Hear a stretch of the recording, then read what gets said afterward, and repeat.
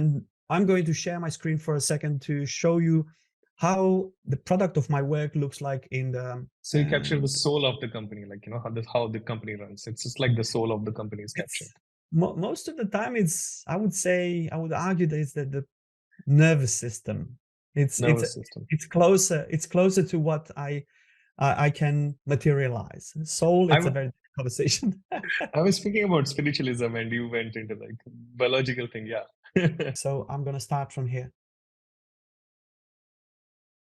Sure. So there's a disclaimer for everyone that Alan cannot show all of it. So we're just looking at glimpses of his work so that everyone could understand how things work.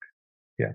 This is one of the places where I store stuff for one of my clients. And then, as you can see now, right now, you can't see much. But at the end of the day, what it comes down to, I start very small. For an instance, when it comes to an application that is designed for logistics, then I start with very simple stuff like in kindergarten, saying, hey, how does a piece of equipment, a truck, looks like in relationship with a parking spot when it arrives at a warehouse?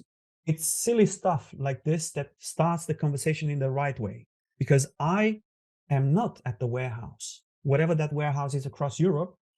Therefore, I need to learn how actually that happens. And as soon as I learn that, I need to be able to build on that. So in the first part, as you can see here, I'm learning about the states of equipment around the warehouse from the internal team.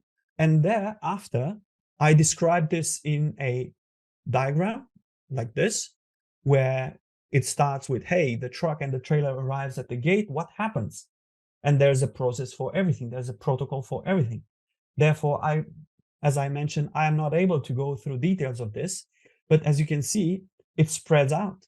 And every single scenario that is allowed to happen around the warehouse for an equipment or an employee that is in charge of managing that equipment needs to be considered. And then we have to have a solution. All this stuff in here is not only an artifact, graphical representation of what happens, but also an opportunity for the company to explore what could happen. How can we make it better? I mentioned in the very beginning of this podcast that context is very important for me. Context, in this case, makes a big difference when it comes to technology. My client doesn't use the same technology as 15 years ago when they started.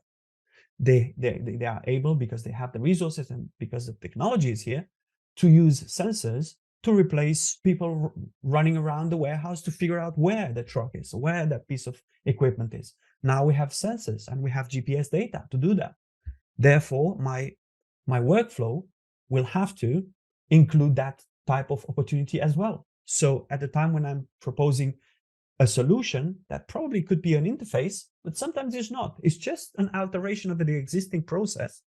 It will have the opportunity included, saying, hey, from now on, because we have cameras and that can do plate recognition, we can say, okay, we can push this into the UI and then say, oh, if this particular piece of equipment with this registration plate has arrived, what do we need to do? We can automate the rest of the process. Say, hey, allocate the parking lot.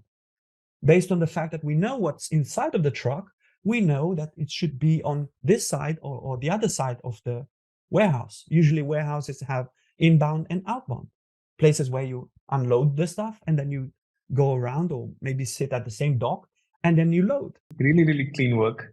That I think gist of it, you have to do it. You have to clean the process. It's really, really neat. Even how you started with the trucks, you changed that. It's really, really neat. Highly